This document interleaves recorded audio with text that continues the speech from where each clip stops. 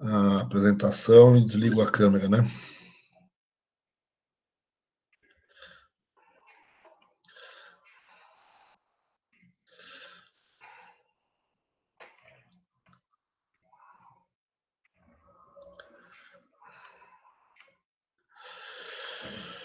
Eu acho que está certo, né? Bom, então a gente estava ali terminando o governo Rui Barbosa. Na verdade, uma boa parte do próprio encilhamento, das consequências do governo Rui Barbosa, inflação, boa parte da desvalorização do câmbio, já se faz sem o próprio Rui Barbosa na frente do Ministério. Né? Ele fica todo o período. Né? Então, os governos seguintes eles vão tentar segurar um pouco a barra, vamos dizer assim. Né? Eles vão tentar reverter ou tentar segurar um pouco esse descontrole, tanto orçamentário como na política monetária. É, tem uma preocupação muito grande da contaminação das boas empresas, principalmente dos bancos, com, vamos dizer assim, títulos sujos. Né? Tem título sujo desse processo especulativo, tem título sujo, que é simplesmente título que foram comprados num preço excessivo, mas tem muito título sujo que foi empresas fictícias que foram compradas, ou engodos, ou empresas que quebraram, alguma coisa parecida com isso. Né? Então, você tenta reverter esses excessos, reverter um pouco essa carteira dos bancos, principalmente nos bancos que podem emitir moeda. Essa pluralidade emissora, né, que o próprio Rui Barbosa atribui alguns arroubos federalistas do período, né, descentralizar a oferta de moeda, de modo a obter moeda nos diferentes lugares onde é necessário ter moeda, essa ideia papelista, né, de você tem que ter papel nos lugares onde as transações são efetivadas, né, e em quantidade suficiente para dar fluidez às trocas, né, ela vai sendo revertida também agora, pouco a pouco, a gente vai voltar a uma unidade só de emissão de moeda. E um elemento importante aqui, né, na desvalorização de câmbio, você esperava, né, principalmente dado que não foi uma desvalorização tão pequena assim, né, que as exportações reagissem, né, que houvesse uma queda de importações, principalmente, e que essas importações, de alguma maneira, permitissem um equilíbrio melhor no balanço de pagamentos. Mas isso não aconteceu. Né? Essas importações elas reagiram muito pouco, simplesmente não reagiram. A gente não pode esquecer que o lado, vamos dizer assim, positivo dessa história, que é o crescimento da economia, o crescimento do crédito e o crescimento da renda nesse período, né? É importante. Você também tem alguns gastos públicos nesse período, certo? Até um certo momento o café também estava indo mais ou menos bem, junto com a expansão creditícia, faz com que a renda tenha crescido forte. Então, ela se dá o efeito da renda sobre importações mais do que compensa o efeito preço, né, do câmbio. Então, de modo que as importações elas não caem. Né, você está com um problema no balanço de pagamentos, certo? Esse problema ele vai sendo acertado com o fim da saída de capitais, vamos dizer assim, no primeiro momento, com uma saída mais tênue e tal, com as exportações de café indo mais ou menos, mas se esperava um ajuste mais forte do balanço com a queda das importações, o que não ocorreu. E a coisa vai se complicar um pouco mais a partir de 1994, 95, quando os preços dos cafés, o preço do café começa a cair. Né? Você está tendo expansão da produção de café há muito tempo, né? Há um bom período de tempo, né? Desde o final do Império, o preço do café estava bom, né? O preço do café estava subindo, então você estava plantando ali, né? Até porque o mercado estava te dando uma espécie de um excesso de demanda, então você estava plantando café. Nos primeiros anos, aí com o Rui Barbosa, você tem ainda uma subida de preço, principalmente em 91, 91, 92, uma subida do preço do café junto com desvalorização de câmbio. Então a rentabilidade da cafeicultura foi na lua aqui, certo? Foi muito boa. Né? E a maior parte dessa rentabilidade foi reinvestida no plantio. E sem lembrar que 4, 5 anos depois, esse plantio começa a virar oferta, e 6, 7 anos depois essa oferta vira pesada, né, certo? Quer dizer, e ela é estável por os próximos 20 anos, a não ser que você arranque o pé, né? Então, você vai tendo sistematicamente um crescimento da oferta. E alguma hora o preço vai reverter, certo? E essa hora vai ser 94, 95. Aí o balanço de pagamentos começa a ter problema, né? Mais sério de novo, né? Até porque essas importações não reagiram, certo? Então você começa a levar o balanço de pagamentos no fio da navalha até o ano de 98, né? Onde essa situação do balanço de pagamentos fica efetivamente complicado, o preço do café começa a cair forte, e o Brasil começa a ter dificuldade em fazer pagamentos, né? Principalmente pagamentos em relação à dívida externa dele.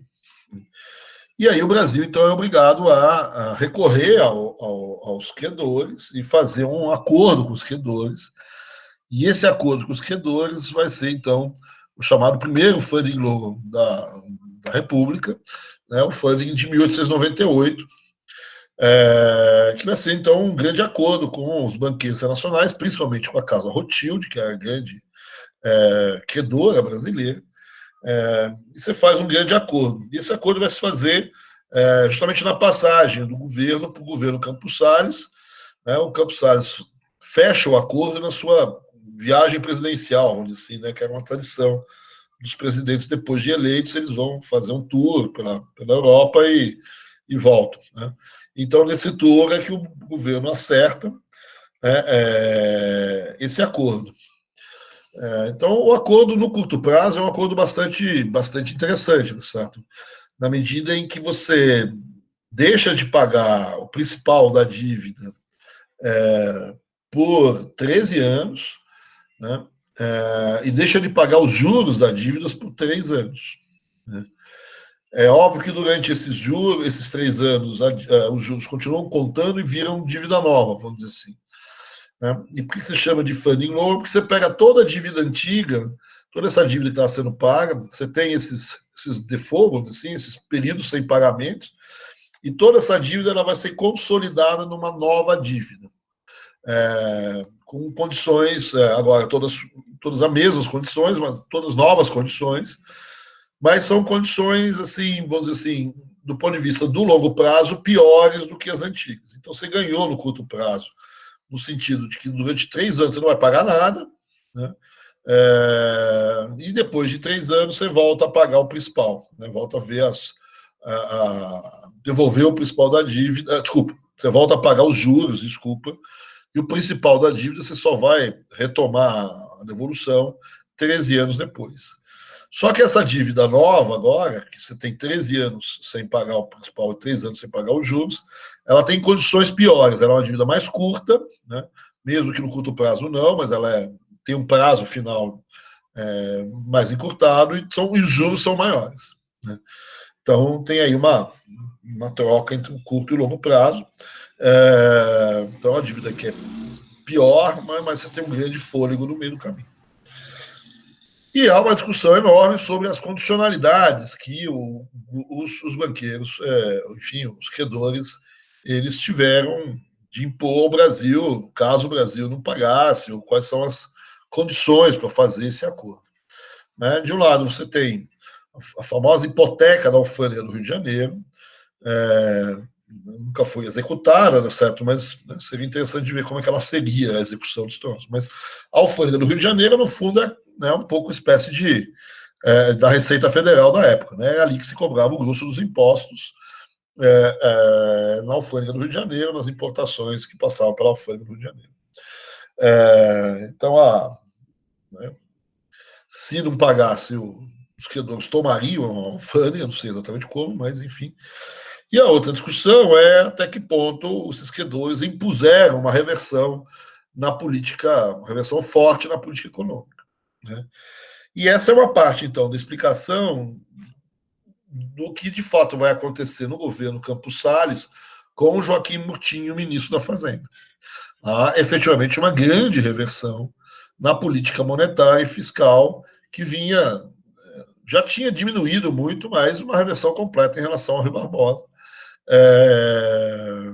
E por mais que os seguidores do Rui Barbosa tentaram conter, mudar um pouco as coisas, a mudança de fato mais radical vai acontecer com o Joaquim Murtinho. Né? E para muita gente, então, ela é consequência, vamos dizer assim, essa é uma espécie de imposição dos credores externos. Agora, como eu já tinha dito, né, em algum momento anterior, essa, né, essa explicação meio teoria da conspiração, ela deve ter fundamento, obviamente que isso é importante, né, mas, de alguma maneira, internamente, você tem um certo processo de aceitação dessa reversão da política econômica. Né, e a escolha de ministros, etc., que vão conduzir essa política diferente. Né? O Joaquim Murtinho é, então, um metalista famoso, certo? Quer dizer, né? Apesar de não ter grandes escritos sobre moeda no período anterior, né? O grande texto dele sobre política monetária é o relatório do Ministério da Fazenda. Se nessa crise de coronavírus aí não tiverem nada que fazer, vocês podem dar uma lidinha, né? Instrutivo o relatório do Ministério. O que a gente vê, talvez, aqui é uma inversão dos historiadores em relação ao Rui Barbosa. Os que o elogiavam, os que elogiavam o Rui Barbosa, descem o pau no Joaquim Murtinho, e os que desciam o pau no Rui Barbosa tem o Joaquim Murtinho nos píncaros da glória, sabe? Quer dizer, então, os historiadores monetários aclamam Joaquim Murtinho, e ele é fortemente criticado pelos historiadores da indústria, etc. Né? O Joaquim Murtinho, então, é uma figura polêmica também, do mesmo jeito que o Rui Barbosa. O Rui Barbosa é advogado e tal, e o Joaquim Murtinho é médico, né? Até médico homeopata, né? Mas de economia não era muito homeopático, não. Né? O que ele faz na política econômica? Ele, então, no fundo, ele adota uma política monetária extremamente dura. Né? Chega, né, a chamar a Rede Globo, colocar no Twitter aí a queima de papel moeda, né? Ele não é tão louco assim, mas, né, mais como um marketing, vamos dizer assim, ele incinera um pouco o papel moeda que ele julgava que tinha sido colocado no mercado em demasia, mas, de fato, ele faz uma política de contração monetária bastante forte, bastante dura, né, centraliza a política monetária, de novo, já estava centralizada, mas põe na mão dele e tem uma política de muita restrição na oferta de moeda. Do ponto de vista orçamentário, o Campos Salles fica muito conhecido como Campos Selos, né, em função dos selinhos que você punha na hora de pagar os impostos. Então, há uma elevação dos impostos. Né, então, a política fiscal também bastante dura. Né, são os raros momentos onde o Brasil chega a ter superávit, apesar das contas serem sempre complicadas, né, superávit, espera um superávit fiscal, certo? Primário, talvez. Né? Enfim, então, uma política bastante ortodoxa. Né? O Joaquim Murtinho então, é um metalista e o objetivo dele é tentar trazer a taxa de câmbio, depois dessa disparada cambial, trazer a taxa de câmbio de volta ao padrão ouro, a taxa lá de 1846, e ali fixá-la. Né? Então, note que é uma política monetária mais dura do que se fosse o padrão ouro. Né? Se fosse o padrão ouro, ele emitiria moeda de acordo com as reservas, com variação nas reservas. As reservas aqui, elas começam a crescer. Né? E, na verdade, ele está fazendo uma política monetária de queima de reserva, de queima de papel moeda, diminuição da oferta de moeda, né? Porque, na verdade, mais do que ser um papelista, um padrão ouro, você tem que voltar atrás dos excessos que foram feitos pelo Rui Barbosa. Né? Então, não é daqui para frente, vai dessa forma. Não é daqui para frente. Eu tenho que retomar uma taxa de câmbio, uma quantidade de moeda em relação ao lastro metálico lá de trás. Né? Então, a política é mais dura do que se fosse uma própria política de padrão ouro, de fato. Então, a explicação para essa política, de um lado, tem esse acordo com os credores, que teria demandado esse tipo de coisa, né? Mas também a gente não pode esquecer das pressões internas daquelas pessoas insatisfeitas com a inflação, com as desvalorizações de câmbio, que vão além simplesmente das pessoas que importam, certo? Mas principalmente de um grande grupo de pessoas que está endividado, em moeda estrangeira, que, vamos dizer assim, dessa forma, comunga com os credores internacionais dessa reversão da política econômica.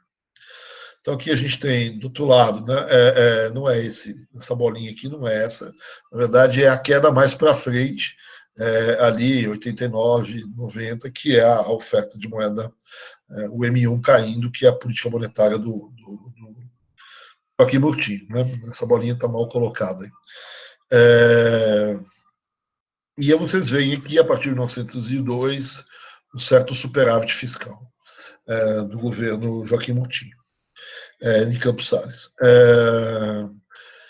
Essas medidas, vamos dizer assim, elas têm, né, no fundo, a inversão em relação ao Rui Barbosa das suas consequências. Né? Então, tem uma falta de liquidez, o aumento das taxas de juros, uma recessão relativamente importante, uma crise de inadimplência, de novo, bastante séria, que leva a um problema, uma crise bancária no país, certo? Já que se não paga, também não paga o banco. Então, uma recessão não pequena na economia brasileira. E vamos lembrar que o café ainda estava com problema, certo? Porque o preço do café estava caindo por conta do excesso de oferta nos períodos anteriores, né? E agora, além da queda do preço do café, a tendência da política econômica do Joaquim Murtinho era valorizar o câmbio, né, e não desvalorizar, a valorização cambial, o que vai acontecer.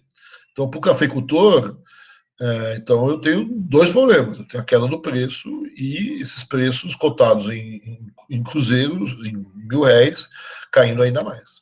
Né? E uma economia em recessão durante esse período. Né? Falei para vocês lerem lá o relatório, certo? Quer dizer, o relatório não é, enfim, ele é duro, certo? Ele diz que, na verdade, essa falência, principalmente de setores industriais, são setores industriais que nunca deveriam ter existido.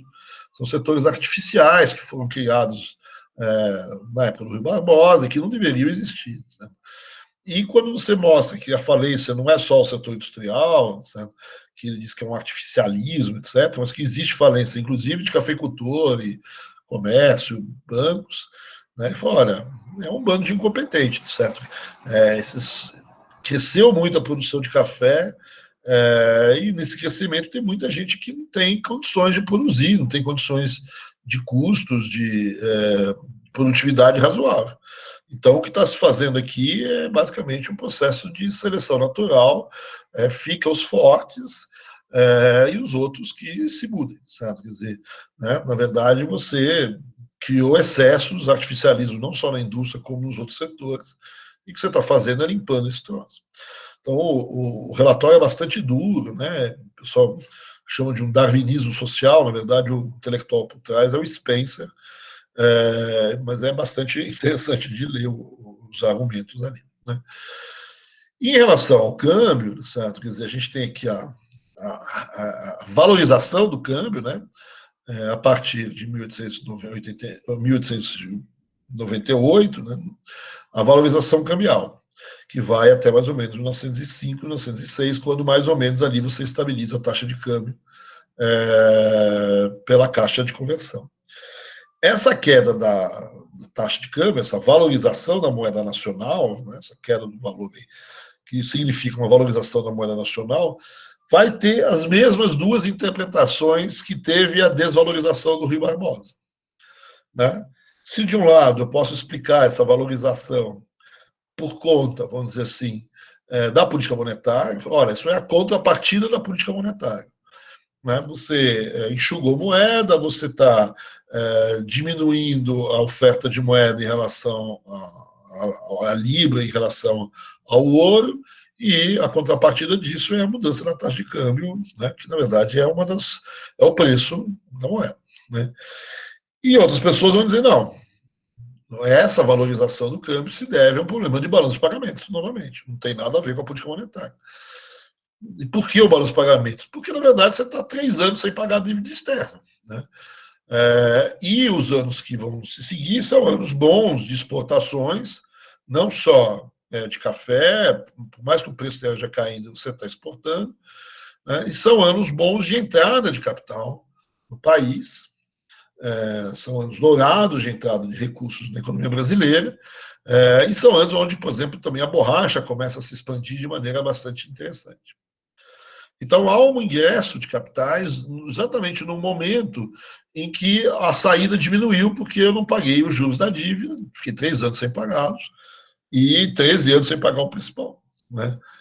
Então, essa melhoria das condições do Banco dos Pagamentos que explica a desvalorização cambial, a valorização cambial, e não como se ela fosse um reflexo da política monetária.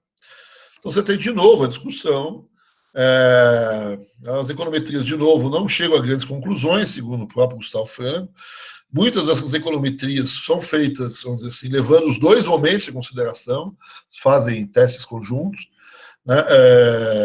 E eu tenho ali umas certas dificuldades em provar uma ou outra hipótese, né? E o Gustavo Franco também tem a sua hipótese aqui. Na verdade, de novo, efetivamente o balanço de pagamentos parece ser uma razão importante para essa valorização de câmbio, mas esse balanço de pagamentos ele é positivo também, em parte, porque os credores e os investidores externos olham positivamente para a política monetária do governo Campos Salles e Joaquim Murtinho. Então, é uma visão positiva em relação a Campos Salles e a Joaquim Murtinho que faz com que o dinheiro entre no país. E isso explicaria a valorização cambial, mesmo que fosse pelo lado do balanço de pagamentos, tem uma influência da política monetária, no mínimo indireta. Então, aqui eu tenho a contraparte, né, o efetivo inverso do Rui Barbosa. Para efeito de prova, sempre vai ter, normalmente tem uma questão, algumas vezes tem um item de questões comparando esses dois momentos, né? Então, tudo que é excesso, tudo que é crescimento, você põe na conta do Rui Barbosa, tudo que é contenção, você põe na conta do Joaquim Murtinho, né? Então, esse primeiro momento tem muita questão sobre, certo? Então, aqui, acho que é a prova de 2018, essa aqui, sobre a primeira década republicana, sobre tal período, a gente pode afirmar, né? A baixa participação dos depósitos bancários como percentual dos meios de pagamento limitava a criação de crédito pelos bancos, né? A gente viu isso como era verdade, né? O multiplicador bancário ele não tem ainda uma participação muito grande na formação da oferta de moeda. Na primeira década republicana ocorreu uma significativa depreciação cambial, efetivamente durante o governo Rui Barbosa e os seus sucessores, isso aconteceu. Pelo menos em parte da segunda metade da década de 1890, a política monetária foi mais contracionista em comparação com a primeira metade da década. Também é verdade, né? Final da década de 90, até os seguidores do Rui Barbosa diminui a oferta de moeda e depois, no último ano, aí, vem já o Joaquim Murtinho e aperta definitivamente. O crescimento industrial ocorrido no período do encilhamento pode ser verificado em indicadores como a expansão da capacidade produtiva em setores importantes. A exemplo do têxtil, estimulada pela facilidade da subscrição de ações. Aqui, essa é uma discussão complicadíssima, essa questão mereceu um monte de dramas. Eu vou voltar a ela quando a gente falar sobre indústria, que vocês viram que até agora eu falei sobre indústria, né? Efetivamente, durante o encilhamento, a maior parte da literatura aponta o aumento da capacidade produtiva, né, nesse período. Mas a indústria têxtil não é exatamente o melhor exemplo a ser dado. Tem uma controvérsia em torno dessa questão, quando a gente for falar da indústria, porque os autores divergem aqui em relação a esses indicadores, né? A questão foi considerada falsa por conta do exemplo, né? O têxtil não é um setor que se expandiu fortemente nesse período. Mas, enfim, eu vou voltar a isso lá para frente. E, por fim, a última, o setor bancário brasileiro apresentava caráter geograficamente descentralizado, com participação majoritária em termos bancários das instituições situadas. Peraí que eu estou com um problema na minha leitura aqui, que eu tenho um negocinho. Situadas na cidade de São Paulo, refletindo a pujança da lavoura do café. Situadas na cidade de São Paulo. Aqui é falsa a questão, na verdade, os dois principais, você criou 3 bancos emissores no Rio de Janeiro. Um banco em São Paulo, um banco em Belém e um banco em Porto Alegre. Então, o centro dos depósitos estão no Rio de Janeiro e não na cidade de São Paulo ainda. Depois, mais para frente, isso muda. Mas, nesse momento, é São Paulo o setor importante. Então, aqui, essa primeira década, né, esses 2 momentos, como um elemento importante. Uma outra questão é a questão da valorização do café e da caixa de conversão. Esse é um outro tema importante para a gente tratar hoje aqui ainda, certo? Então, uma questão importante, certo, quer dizer, a gente já viu que no Brasil a cafeicultura ela tende à chamada superprodução, né? Nos momentos de elevação da demanda, sobe o preço, aumenta a receita de exportação, e dado que você não tem muitos outros grandes investimentos, por mais que tenha vazamentos das receitas de exportação para outros setores, a própria cafeicultura vai atrair muito investimento, né? Você não tem muito problema com terra, o problema é a distância, mas as ferrovias resolveram. Mesmo a questão da mão de obra, depois da imigração, você também resolve essa questão, o salário não vai aumentar ferozmente, porque tem um exército nacional de reserva no Brasil. Então, há uma tendência muito forte a reinvestir os lucros na cafeicultura, e a expansão da cafeicultura ela não tem limites, vamos dizer assim, dados por custos de produção, né? O único limite ao aumento da produção é a demanda, né? Você podia dizer que a distância, talvez, mas você, né, faz uma expansão, que normalmente é uma expansão geográfica, né? Vai aumentando a quantidade de terras, não é uma expansão provavelmente de produtividade, né? Mas como o preço da terra é muito baixo, o preço das novas terras são baixas, né? Você está com um modelinho de crescimento um pouco a la Lewis, isso tem uma tendência a superproduzir aqui. E, então, quando o limite é a demanda, certo? Quer dizer, então, quando existe um excesso no crescimento da oferta, aí sim eu tenho uma queda dos preços, uma queda de receita, e, em tese, isso deveria levar a uma queda de produção, né? Uma queda dos investimentos e, com algum problema de tempo, né? Uma diminuição de produção. Agora, como você, principalmente nesse período anterior, certo? Quando essa questão dos preços começam a aparecer em 1990, 1892, 94, né? Você ainda está desvalorizando o câmbio, né? Você só vai parar de desvalorizar o câmbio em 98, 99. Então você fica aí 4 anos, 6 anos, se você pegar 92, com o preço ou estável ou caindo, mostrando esse excesso de oferta e desvalorizando o câmbio, né? Então, escondendo aquele sinal de mercado que tem excesso de produção. Então, o que os cafeicultores fizeram nesse período? Continuaram produzindo, né? Se a gente olhar, certo, quer dizer, nessa última fase do ciclo do preço do café, né, o último gráfico caindo o preço em rosa, certo? Quer dizer, você vê a desvalorização do câmbio subindo da época do Rui Barbosa até o final da década, praticamente. Um quase que compensando o outro, né? Nesse período, o que os cafeicultores fizeram foi continuar plantando café, né? Então, se você pensar bem, certo? Desde antes da proclamação da República, né, mesmo com o câmbio naquela época se valorizando, naquela época o preço do café estava subindo, a receita dos cafeicultores estava crescendo e eles estavam fazendo investimentos, né? Depois vem o Rui Barbosa, desvaloriza o câmbio, o preço no começo ainda está subindo, as receitas crescem ainda mais, os investimentos no café continuam, né? Até que um ponto que todas essas receitas, esses investimentos todos, começam a fazer com que a produção seja excessiva, há um excesso de produção e os preços do café começam a baixar. Mas ainda tem um período de 95 até mais ou menos 98, né, que os preços do café já começaram a cair e o governo continuava desvalorizando o câmbio. De modo que a receita e os investimentos ainda são positivos, né? E eu continuo investindo nesse momento, né? O que faz com que os preços caiam mais ainda, certo? Quer dizer, e aí sim eu passo a ter um problema a partir de 98. Os preços do café estão caindo, a valorização do câmbio. Aí eu começo a ter perda. Aí eu começo a ficar com problema, né?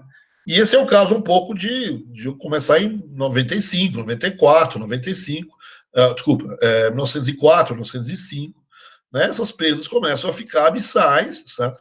Porque eu tenho aí 15 anos, 20 anos quase de investimento na cafeicultura.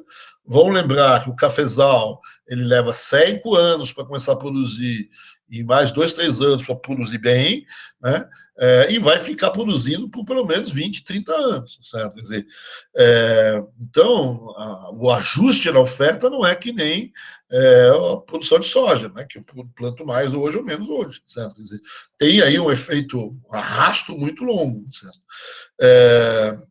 Então, o que eu tenho é que, por volta do início do século XX, certo? Quer dizer, eu tenho uma perspectiva de safras muito grande, né? De super safras, dado esse reinvestimento, né?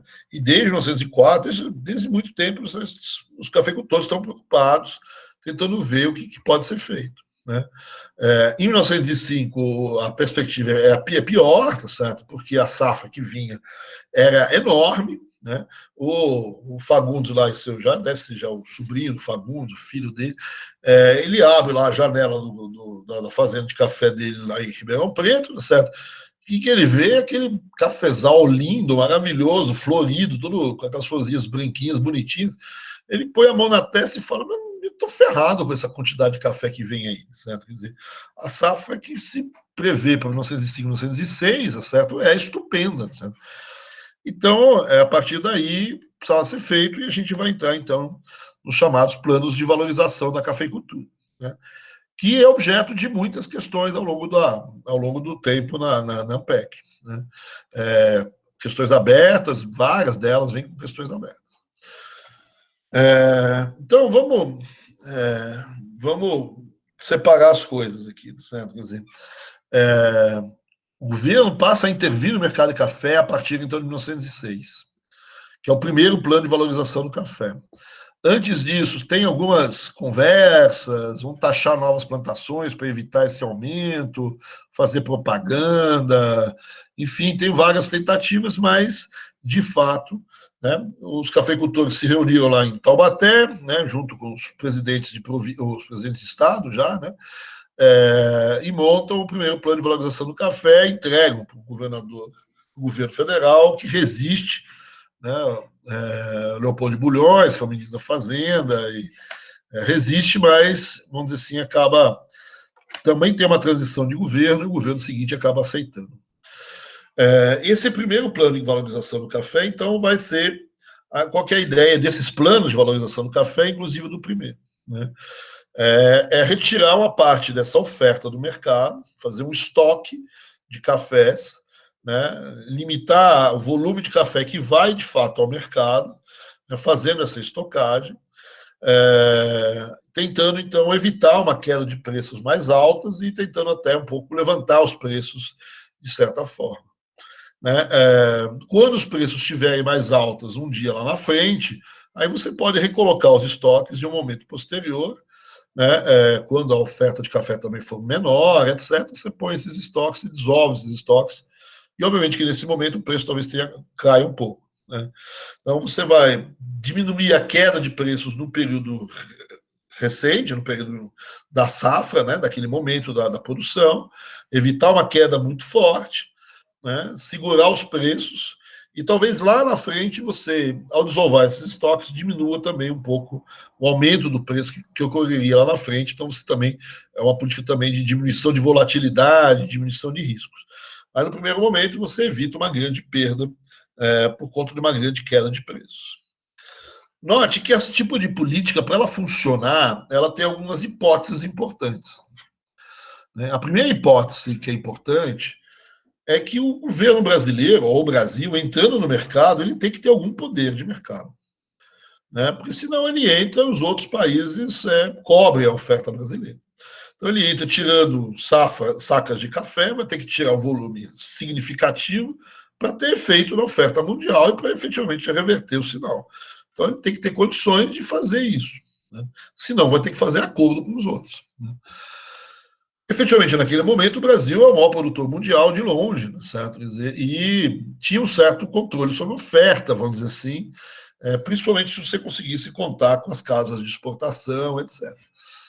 Então, ok, essa hipótese a gente pode até confiar nela, pelo menos no primeiro momento. A segunda hipótese, que é a hipótese do governo, o problema do governo, o governo não está muito preocupado, talvez quem esteja preocupado com o preço do café são os fazendeiros de café. Mas o governo está preocupado com o valor das exportações. Essa é a preocupação principal do governo, né? Então, é preocupado com receita de exportação. Então, para isso funcionar, a curva de demanda tem que ser relativamente inelástica, né? Porque você vai estocar café, o preço vai subir e a queda de demanda por conta do orçamento de preço não pode ser muito grande. Senão, sobe o preço e cai a demanda, de modo que a receita diminua, né? Então não pode acontecer. A queda de quantidade não pode ser superior ao aumento do preço do ponto de vista relativo, tá? Então eu tenho que ter uma curva de demanda, uma curva preço de demanda inelástica. Aparentemente, no curto prazo, isso parece estar ok. Também, pressuposto ok. O terceiro pressuposto, que é o complicado, né? Para essa história funcionar, eu preciso que esse desequilíbrio na oferta seja temporário.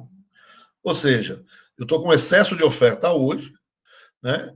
Eu estoco agora, seguro os preços, e no momento de reversão da oferta, de diminuição desse excesso de oferta, eu dissolvo meus estoques. Senão, vou ficar com os estoques pagados ali, vou ter que acabar jogando fora. Então, eu tenho que ter essa reversão da oferta, né? Em algum momento do tempo, a oferta tem que diminuir.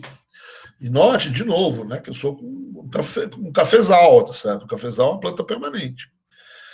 Os cafeicultores até viravam para o governo e falavam: não, a reversão da oferta vai acontecer, porque a planta cansa, a produtividade diminui lá na frente, vai chover, vai fazer sol, vai ter geada, vai ter nematóide, vai ter alguma coisa. Aí o governo falou: pô, mas eu tenho que fazer uma política contando com os azares da vida, com as sortes da vida. Não sei, certo? Quer dizer, né? Então, tem aqui um problema nessa hipótese, né? Esse desequilíbrio temporário é complicado, né? Na verdade, esse é o grande problema dessas políticas todas que vão ser implementadas daqui para frente. A oferta não se reverte tão facilmente. Na verdade, eu minto, certo? Vários desses planos até deram certo no curto prazo. Por quê? Né? Porque teve uma queda de oferta por alguma geada, por algum nematóide, por algum bichinho qualquer, por alguma seca, normalmente sempre geadas aqui, certo? Quer dizer, então, no curto prazo até funcionou, mas no longo prazo, na verdade, não tem reversão de oferta nenhuma, certo? Você protegeu o preço, e o pessoal foi plantar. Quem tinha custo naquele preço que o governo manteve o preço, né, mandou bala e plantou até a alma, certo? Quer dizer, então, essa hipótese é o grande problema da política de valorização do café. Ela não é verdadeira. Ela até se mostrou verdadeira no primeiro plano de valorização do café, no primeiro PVC, plano de valorização do café. Até porque, no primeiro plano, o governo pôs impostos sobre novos plantios, ele tentou evitar novos plantios. Mas não foi só em 1906 o plano de valorização do café. Teve um em 1906, teve durante a guerra, teve depois da guerra. Esses planos vão se suceder ao longo do tempo. E esse vai ser o problema dos planos ao longo do tempo. A longo prazo, eu não tenho reversão nenhuma da oferta, eu tenho ampliação da oferta, em parte consequência do próprio plano, porque você manteve os preços relativamente bons e o pessoal que ia produzir, que conseguia produzir, vai produzir a esse preço, né? Você até atrai gente de fora que não plantaria, né, com os preços subindo e descendo, o risco era grande. O governo segura o preço num determinado patamar, né, os colombianos entraram, os mexicanos entraram, um monte de gente entrou nesse jogo, né? Então esse é o grande problema da política como um todo, né? Como eu disse, no primeiro plano de valorização do café, você até deu sorte, né? Você teve várias coisas interessantes no primeiro plano. De um lado, os credores participaram, né, e as casas de exportação participaram. Isso teve uma consequência importante, né, as casas de exportação participando tem dois efeitos positivos, né? Foram eles que acharam quem ia botar o dinheiro nessa história. O financiamento foi externo e você conseguiu o dinheiro de um banqueiro internacional chamado Schroeder e estava difícil de conseguir esse dinheiro emprestado, mas aí essas casas de exportação conseguiram um recurso. E o segundo problema era onde estocar, né? Então essas casas de exportação acabavam estocando nos seus armazéns, inclusive vários desses armazéns fora do país. O que faz com que exista a grande crítica a esse processo, no primeiro plano. Que quem ganhou muito dinheiro foram esses agentes que estocaram essas casas de exportação, que puderam operar com esses estoques. Quando o preço subiu, eles ganharam muito dinheiro. De qualquer maneira, então, o financiamento é externo, a estocagem é feita pelas casas de exportação. Existiu algum controle na oferta, principalmente colocando impostos sobre novos plantios. Você também tentou evitar a estocagem de tipo de café muito velho, né? Tipos de café muito velhos, para tentar, fez com que alguns ficassem meio bravos aí, mas... e o plano no curto prazo dá certo, o preço se estabilizou, subiu, você vendeu os estoques, a dívida foi paga, né? Você colocou um imposto sobre exportação para pagar os juros, né? E a coisa mais ou menos funcionou, né? Agora, muito dessa subida de preços se deve, em parte, a essa tentativa de controle, mas se deve muito a algumas azares, sortes e azares da vida, que deu uma geada e o preço subiu. Efetivamente a oferta caiu e os preços subiram. Então, quando a gente olha no longo prazo, qual foi o efeito disso sobre os cafeicultores? Não teve tanta assim, reversão de oferta, e o problema de longo prazo é um problema que ficou na história, né? Então, quando a gente... aqui estão os preços do café, você viu que você conseguiu segurar por volta de 1906, e em 1909, 10, os preços começaram a subir, você aproveitou e vendeu, né? Duas coisas em relação ao plano de valorização do café. Primeiro, esse é o primeiro plano de valorização do café. Tem mais dois planos, desculpa, que são iguais ao primeiro, ou seja, são planos que a gente diz esporádicos, etc. E na década de 20, você vai ter a defesa permanente do café. O tempo todo que o preço cair, você intervém. Esses são os planos durante a República, a Primeira República, desculpa. 1906, 1914, durante a guerra, 1921, no pós-guerra, e a partir de 24, o plano de valorização permanente no café. Isso durante a República. E depois vem o plano de valorização do Getúlio Vargas, na Segunda República, ou na época do Vargas, né? Que também faz estoque, mas faz uma coisa a mais. Taca fogo no café. Então você tem queima de café. Não existe queima de café, nem destruição do café durante a República.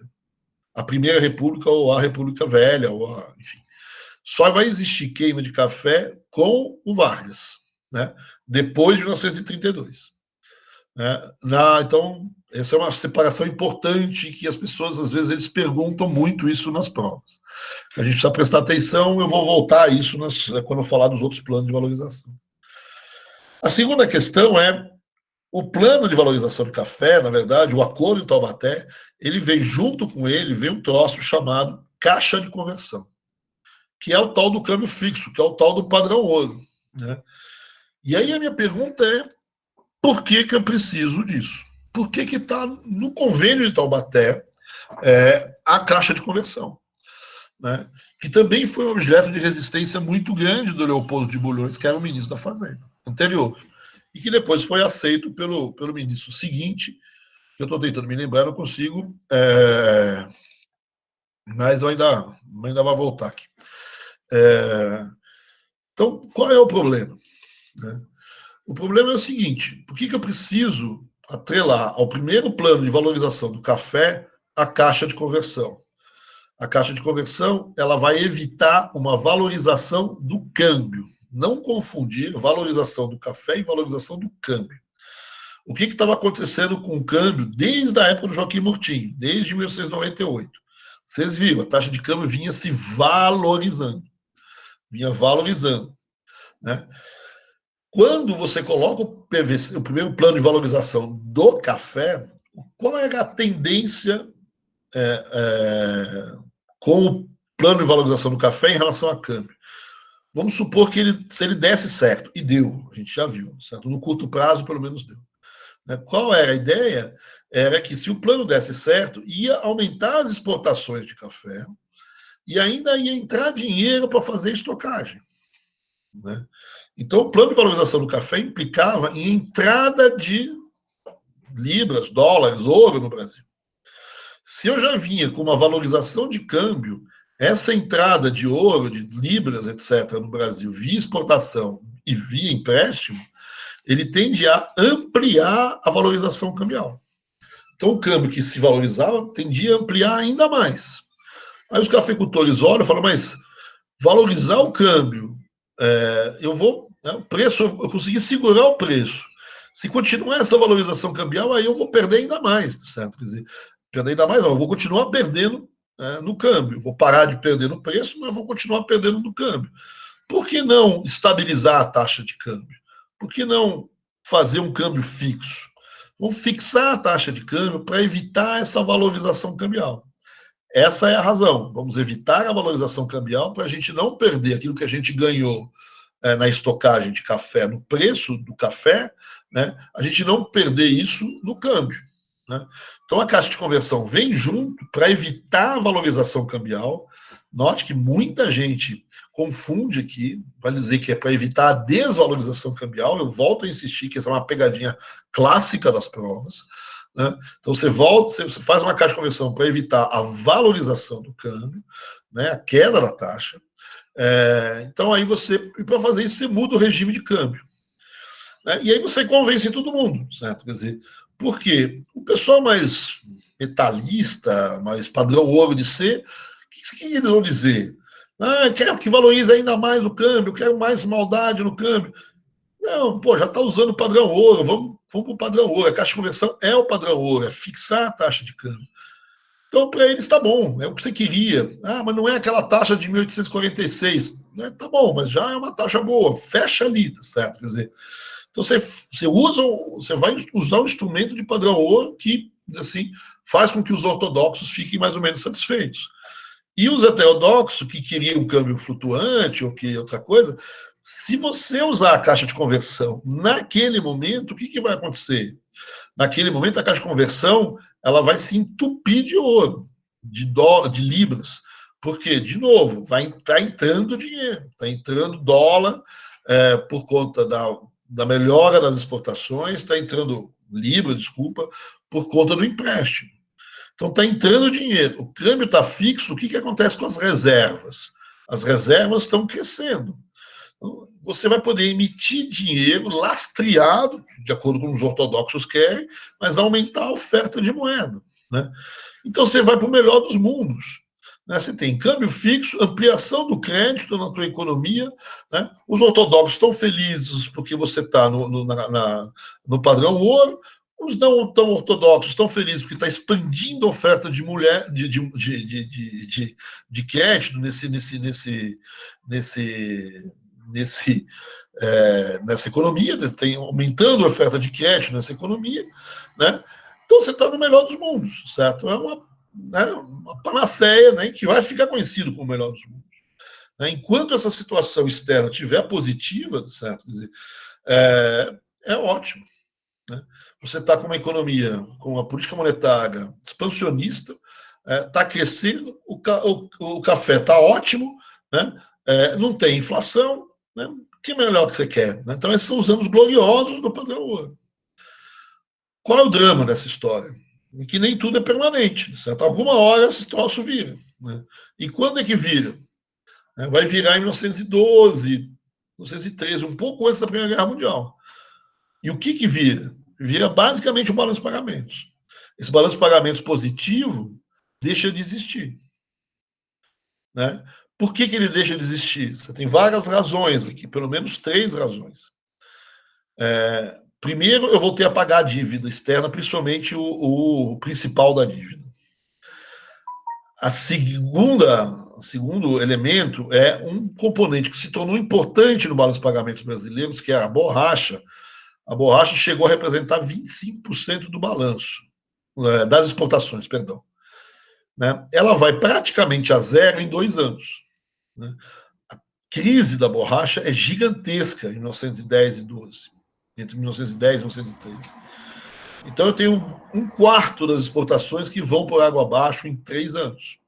Voltam a pagar a dívida externa e já começam, por fim, as brigas internacionais que vão dar na Primeira Guerra Mundial.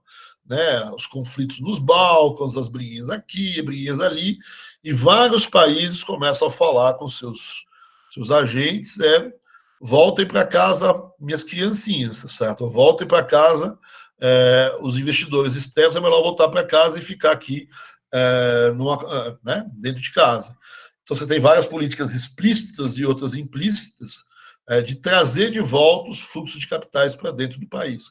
Então, esse período que vem desde 1900 até essa década, vamos dizer assim, de 1900 até 1910, 12, que é uma década de fortíssima entrada de dinheiro estrangeiro no Brasil, ele se reverte em 1912, 1913. Né? Então, nesse período, caíram as exportações, a gente voltou a pagar um pedaço importante da dívida, os fluxos de capitais reverteram, né? O balanço de pagamentos reverteu, e aí o currency board, a caixa de conversão, funciona ao inverso. Se está saindo dinheiro, se as reservas estão caindo, a oferta de moeda está diminuindo. Se a oferta de moeda está diminuindo, a taxa de juros está subindo. Então, aquele cenário super bom, melhor dos mundos de 1900 até 1910, 12, né, se reverteu um pouco antes da Primeira Guerra Mundial. A gente entrou na Primeira Guerra Mundial já em recessão, né, porque o impacto interno dessa reversão externa, dado que você usou uma caixa de conversão, né, dado que você usou um padrão ouro, é inverter. Né? Balanço de pagamentos negativos, sai reservas, aumenta a taxa de juros, aperta a política monetária, recessão. Né? E é assim que você entra na guerra. O Brasil vai entrar na guerra nessa situação. Muita gente critica o fato de você ter mantido a caixa de conversão por muito tempo. Aberta, devia ter fechado antes, devia ter desvalorizado o câmbio antes, etc. Né? O governo disse que não sabia que vinha uma guerra, do tamanho que veio, etc. Afinal de contas, o céu era ali tranquilo, né? Todo mundo muita gente vai dizer, né, que a Primeira Guerra Mundial o céu estava limpo, certo? Ninguém previa a Primeira Guerra Mundial. Enfim, isso é um debate histórico no geral, não vou entrar nele, né? Mas muita gente tem a ideia de que a Primeira Guerra Mundial é uma surpresa para muitos. Né? De qualquer maneira, a gente saiu daquele período bem razoável, marcado, inclusive, por uma adesão do Brasil ao padrão ouro, né? E essa mudança se dá quando o balanço de pagamento gira. Então, é fácil, respondendo uma questão que a gente quase começou a aula com essa questão, quando é que você cria caixa de conversão? E quando é que você descria, certo? Quando é que você tem dificuldade com ela? É fácil fazer caixa de conversão, ou padrão ouro, quando o balanço de pagamentos é positivo. Difícil é fazer quando o balanço de pagamentos é negativo. Na verdade, a razão da saída da caixa de conversão e encerrar a caixa de conversão é justamente porque você reverteu o balanço de pagamentos e essa reversão não foi tão pequena assim. Né? Então, aqui a gente encerra esse período aqui do balanço de pagamentos, tá certo? E eu vou aqui também encerrar um pouco a nossa aula aqui, que a gente já está aí, já são 10 para as 10, certo? Quer dizer, deixar um tempinho aí para vocês conversarem, se é que vocês ainda têm saco para isso, certo? Mas é isso, certo? A gente viu aí, então, pelo menos 3 momentos importantes, né? O Rui Barbosa, Joaquim Murtinho e a Caixa de Conversão, Política de Valorização do Café, são os que mais caem. Né? Na próxima aula a gente vai falar um pouquinho sobre a crise de 30, e aí eu puxo da Primeira Guerra, dou uns toques sobre a década de 20, e a gente entra na crise de 30. Tudo bem? Ufa, certo, cansei aqui um pouco, certo? Espero que vocês tenho podido aproveitar, e então estou aberto aqui a qualquer conversa, mas em tese eu vou encerrar um pouco aqui vamos dizer assim, a matéria, certo? Mas a gente está disposto a fazer as discussões com vocês a hora que vocês quiserem.